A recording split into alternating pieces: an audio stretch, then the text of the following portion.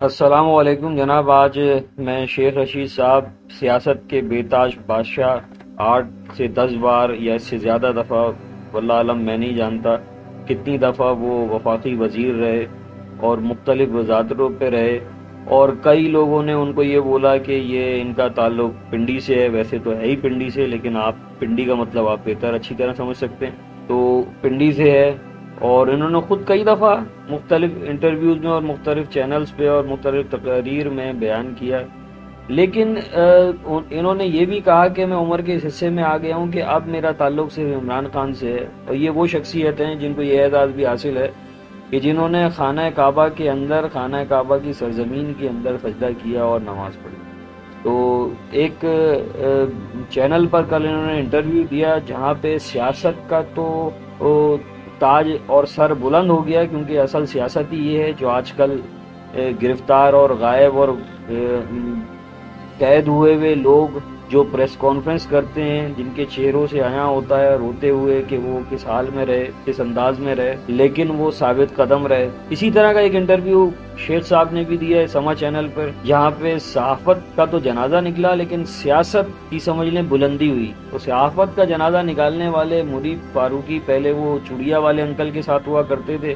آج کل سنا ہے کہ وہ گھنٹے دار چھڑی پہ بیٹھے ہوئے اور سوالات کر رہے ہیں۔ سنا یہ ہے کہ ایک صفحہ ان کو دیا گیا شیخ رشید صاحب کو، اور ایک صفحہ جو ہے وہ منیب فاروقی کو دیا گیا، اور اس کے بعد ان سے سوال و جواب ہوئے، جس پہ افسوس کے ساتھ کہنا پڑ رہا ہے راول پنڈی والوں کی پتہ نہیں غیرت گوارا کرے گی نہیں کرے گی کہ شیخ رشید صاحب کے منہ پہ تماچا پڑا اور جس پہ وہ رونے لگے۔ یہ ساری بات جن صحافی نے بتائی ہے، وہ صحافی شیخ رشید کو پسند نہیں کرتے۔ اسد طور صاحب ان کا نام ہے، جنہوں نے یہ پوری سٹوری بریک کی ہے، کیونکہ انہوں نے کہا کہ میں بھی اس وقت وہیں موجود تھا منیب فاروقی صاحب کے پاس، اور یہ انٹرویو ریکارڈ ہوا۔ اس کے بعد منیب فاروقی صاحب نے اپنا ایک ویلاگ ڈیزائن کیا، جس پہ میرا خیال ہے کہ وہ بھی ان کے پاس لکھا ہوا ہی ہوگا، کیونکہ بہت کم لوگ، ہم جیسے لوگ جو ہیں وہ بغیر ریکارڈ کیے، بغیر پرچے پہ لکھے اور کچھ جو دل میں آیا، جو منہ میں آیا کہہ دیا، اور سننے والوں سے کہتے ہیں، معافی مانگتے ہیں بعد میں کہ اگر کوئی غلطی ہو گئی تو بھائی معاف فرما دیں، اور اگر کوئی کسی کو دل آزاری ہوئی ہو کسی بھی شخصیت کو تو اس سے بھی ہم معافی مانگ لیتے ہیں، لیکن یہ ایک دل کی بات ہے، پتہ نہیں۔ تو جناب ہم بات کر رہے تھے کہ اسد طور صاحب نے یہ سب آنکھوں دیکھا حال بیان کیا ہے، جس کو نجم الدین باجوہ صاحب نے اپنے ویلاگ میں بھی بیان کیا۔ مختلف صحافی برادری اس پورے واقعے کو بیان کرے گی۔ مجھے بہت صد افسوس ہو رہا ہے کہ ہم نے اپنے اداروں کو، صحافی برادری نے اپنی صحافت کو، سیاست دانوں نے اپنی سیاست کو کہاں لے جا کے دفن کیا۔ شیخ صاحب کو دیکھ کر مجھے یہ احساس ہو رہا ہے کہ اب کوئی بھی ماں باپ اپنے بچوں کو یہ کہے گا کہ سیاست دان نہ بننا بیٹا،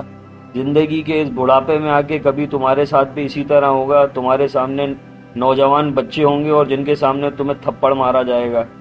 اسی طرح استاد اپنے پڑھانے والے شاگردوں کو یہ کہیں گے بیٹا سب کچھ بن جانا، استاد نہیں بننا، ورنہ ایک کانسٹیبل تمہیں روڈ پہ کھڑے ہو کے ٹھڈے مارے گا، لاتے مارے گا، سوٹیاں مارے گا۔ استاد اپنے شاگردوں کو یہ سمجھائے گا۔ بہت سارے وہ ادارے جن میں بچے جاتے تھے، ماں باپ ان کو چھوڑ کے آتے تھے اور ایک بہترین انسان، بہترین آفیسر اور ملک کی جان و مال کی حفاظت کرنے والے بنتے تھے، ہم نے بچپن سے لے کے اب تک ان کے ایڈورٹائزمنٹ کسی بھی ٹی وی چینل پہ یا اشتہارات میں نہیں دیکھے کہ فلانے کالج کے اندر ایڈمیشن سٹارٹ ہو گیا ہے۔ لیکن اب انتہا یہ ہو گئی ہے کہ ان کو اشتہار دینا پڑ رہا ہے کہ آپ یہاں آ جائیں ہمارے پاس، آپ لوگوں نے دیکھا ہوگا۔ اسی طرح ڈاکٹر برادری کے ساتھ کیا ہو رہا ہے، گن پوائنٹ پہ رکھ کے اپنے مطالبات پورے کیے جا رہے ہیں۔ ایک تو وہ ہوتا تھا نا موبائل چھیننے والا، اسی کی کیفیت ہے، موبائل چھیننے والا بھی گن پوائنٹ پہ آپ سے موبائل چھینتا ہے۔ صحافی برادری سے گن پوائنٹ پہ سوال کرائے جاتے ہیں، سیاست دانوں سے گن پوائنٹ پہ جواب لیے جاتے ہیں۔ تو جسٹ لائک آپ کا موبائل اسنیچر ہی بن جانا بہتر ہے، کیونکہ وہی اس وقت طاقتور ہے اس ملک کے اندر۔ مجھے بہت افسوس ہوا شیخ رشید کے بارے میں یہ سن کے۔ میں یہ سمجھتا ہوں اس انٹرویو میں انہوں نے جو کچھ بولا دل سے نہیں بولا، یہ میں اچھی طرح جانتا ہوں، اور میں ہی نہیں تمام لوگ جانتے ہوں گے، لیکن میں یہ سوچتا ہوں کہ ہمارے پنڈی کے عوام کس طرح اپنی غیرت کو سنبھالیں گے شیخ رشید کے اس انٹرویو کو دیکھ کے۔ مجھے اس بات کا خوف ہے کہ شیخ صاحب اپنی آنے والی زندگی میں پتہ نہیں کتنے غم زدہ رہیں گے، اور اس عمر میں انسان خدا سے دعا ہی مانگتا ہے اپنے گناہوں کی بخشش کی، اور لوگوں کے لیے دعا مانگتا ہے، پتہ نہیں وہ دل سے کیا بد دعا نکالیں گے۔ میرا یہ ویلاگ آپ کو اچھا لگا ہو، پسند آیا ہو، اور میرے دل کے یہ تاثرات آپ کو پسند آئے ہوں تو اس کو آپ لائک کریے گا، چینل کو سبسکرائب کریں۔ بہت شکریہ۔